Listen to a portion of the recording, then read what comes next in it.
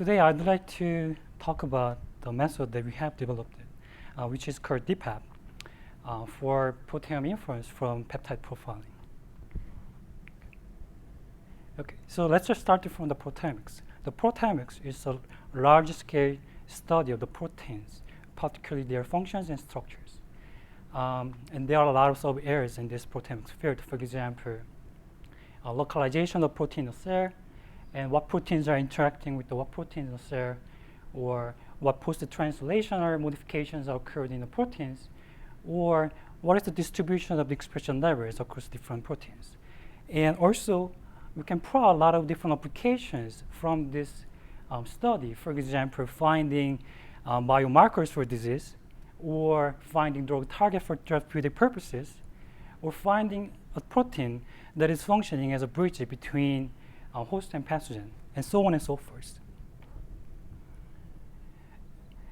And for studying this field, and there are a lot of things we need to answer. And the fundamental question that we should be able to explain or answer is what proteins are expressed in a cell, right?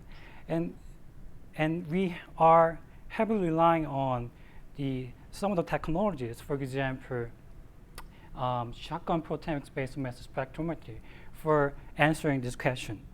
And the way it works is we first extract the proteins from the cell, and then we break down these proteins into peptide levels, which is just the sequences of peptide.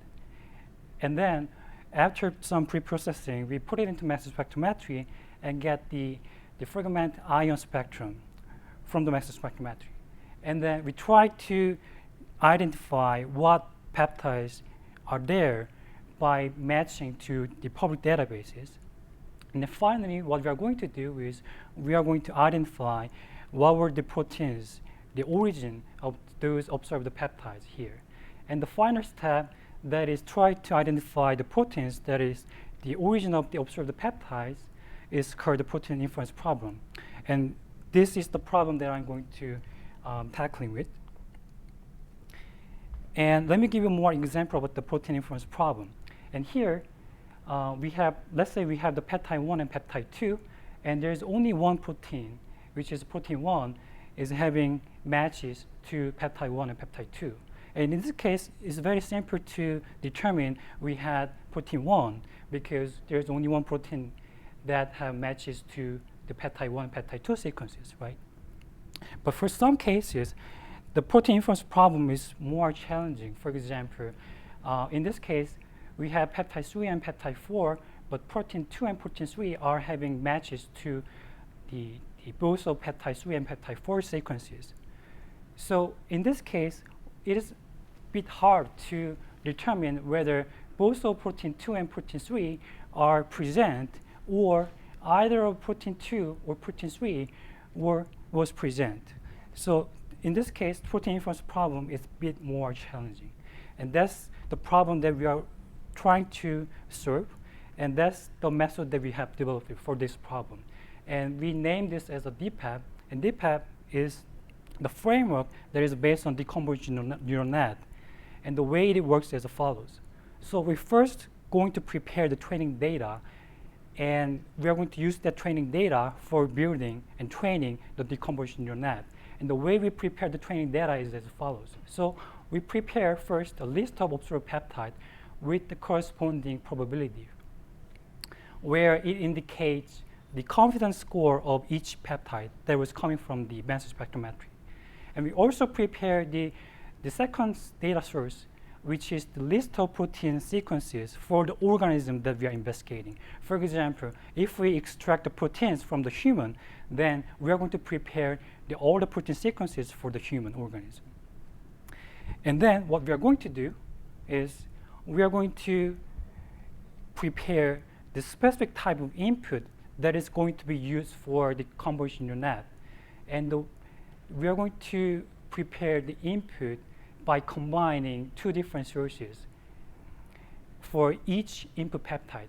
So for example, this input sequence is the actually collection of the protein sequences in a binary mode, where we always mark ones whenever we find the input peptide sequences in these protein sequences.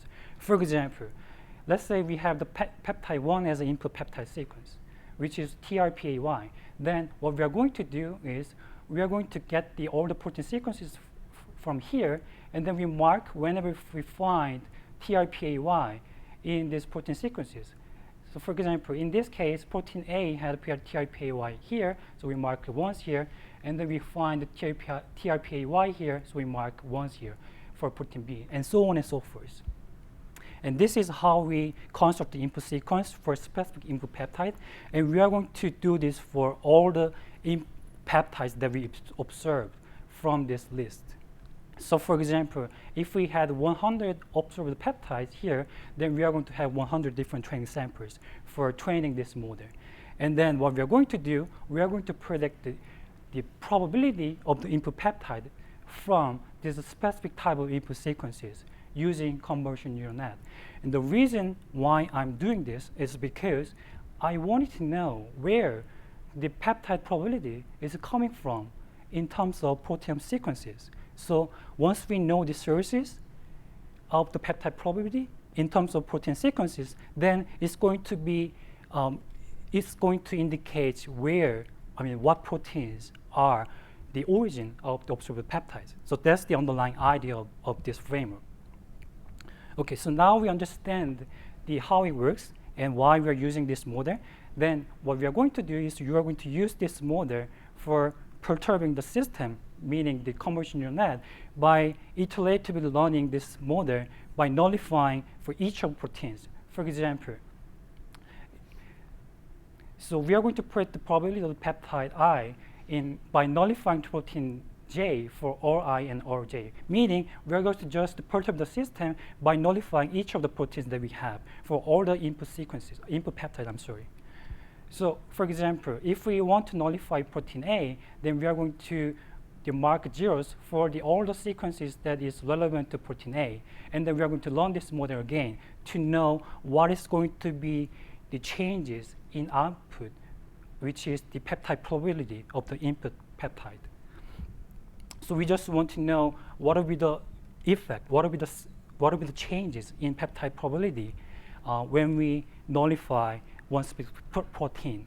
And we want to know what proteins are having pronounced effect that perturb the output here, which is the peptide probability. So finally, what we are going to have is we are going to finalize the protein set with the pronounced effect in terms of peptide probability changes. So that's the determining what proteins that are origin of observed peptides coming from the mass spectrometry. So this is how the model works. And we made tremendous efforts to figure out what is the optimal configuration of the deconvolutional net. Although I'm not going to talk about detail how it works, but briefly, how it works is as follows. So first, we are going to prepare the input sequence, as I mentioned, where is a collection of all the protein sequences in binary mode, where we mark always once whenever we find the matches to specific input peptide. And then once we prepare these input sequences, then we are going to put this into the series of 4 convolutional layers where we try to get the complex patterns, more complex patterns as we go into deeper layers. And that's how it works. And then once we reach to the final layer, which is the fully connected layer, that is trying to predict the probability of the input peptide. Okay, so usually acknowledgement is at the end of the presentation, but I'd like to put here because I want to put so much emphasis for supporting and the contribution from the Blue Waters for allowing me to learn the project. And I'd like special thanks to the Garland Arnold for setting me up the learning environment, and Jae-Hyuk Kwak for helping me setting up the GPU environment, and also Brad Budd and Tom Courtesy for helping me other issues as well. And after setting up the successful configuration of the DeepPep on Blue Waters, I was able to compute DeepPep 48 times faster when I use the GPU node than just using the CPU node, which is remarkably fast, and I was able to save a lot of time for investigating this project, the DeepPep investigation. Okay, so for validating this model, whether it works or not, so we prepared the 31 different data sets coming from 2 different sources, and we know already what gold standard proteins are, meaning we know what proteins are there, so we can measure whether the method that we had developed is working correctly or not. So first data set is coming from the Sigma 49 data set, and the other one is ISV data set, has 30 different replicates.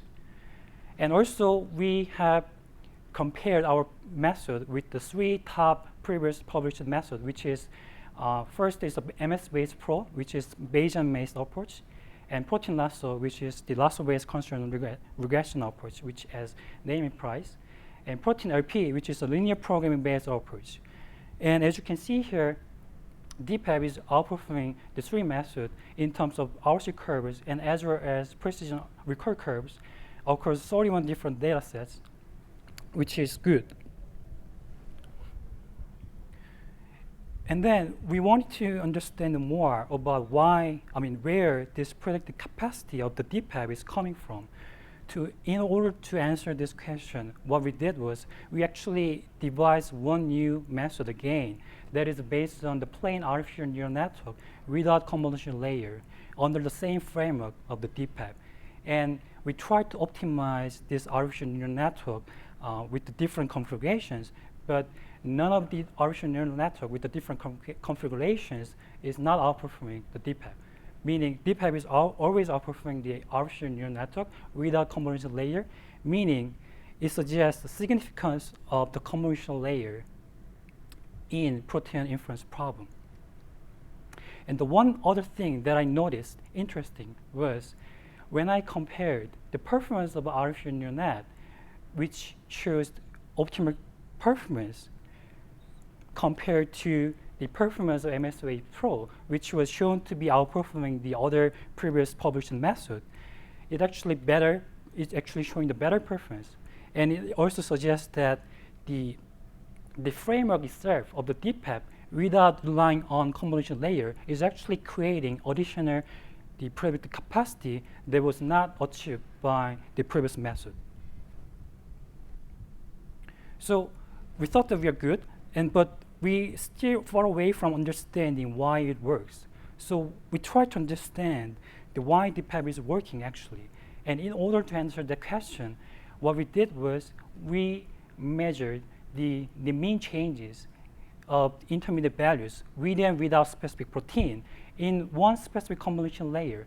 And we tried to compare this value between the protein that is present and protein that is not present, meaning when we measure this value for the protein that is present, then we expect a lot of changes, right?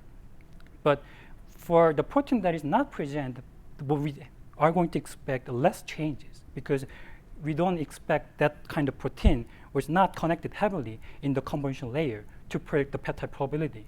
So as you can see in this figure, as we go into more deeper layers, the deviance between mean changes between protein that is present and protein that is absent is actually getting deviance a lot, suggesting that as we go into deeper layer, we are enhancing the sensitivity of the DeepPep as we go into deeper layers.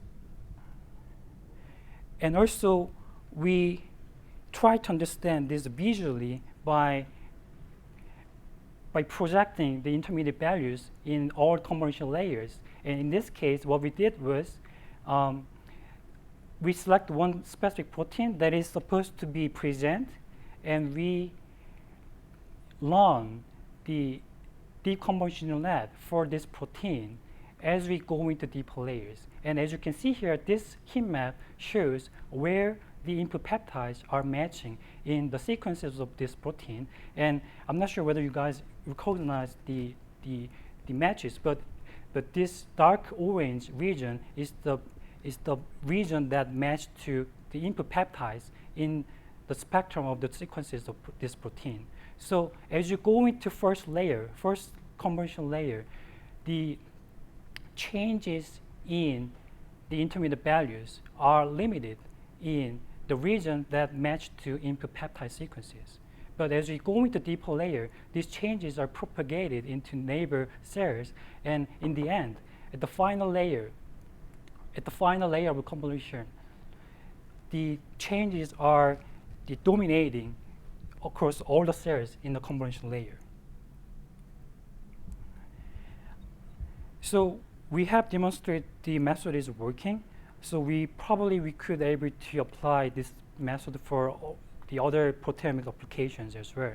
But I believe this method is not just limited in the proteomics, and I thought that we can apply beyond the proteomic applications. And one thing that we can think of is, as you might guess, our life cannot entangle with the microbiome for the fermentation. For example, our daily life are relying on coffee, chocolate, the beer, cheese, and wine. All these are the product of the fermentation by the microbe. And this is coming from the natural products of the soybean, the coffee bean, grape, rice, milk, and so on and so forth. And we are still not complete in understanding the mechanism of this microbiome for the fermentation. So this is the goal. This is the long-term goal that we have to tackle to understand what's going on in this microbiome fermentation. And one thing we can do is the proteins from the natural product is actually degraded by the microbes, and it produces a lot of dietary peptides that function as a savory product. And we can profile these dietary peptides after microbiome for the fermentation by the method spectrometry.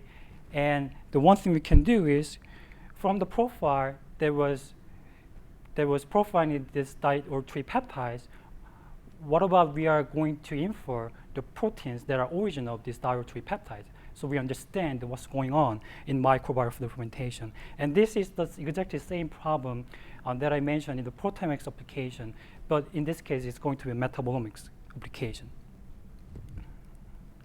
But in this case, it's going to be more challenging because the length of peptide is much shorter in this case compared to the proteomics applications. So there will be a lot of matches in terms of the proteins. So this is the harder problem that we need to tackle more carefully than we did for the proteomics problem.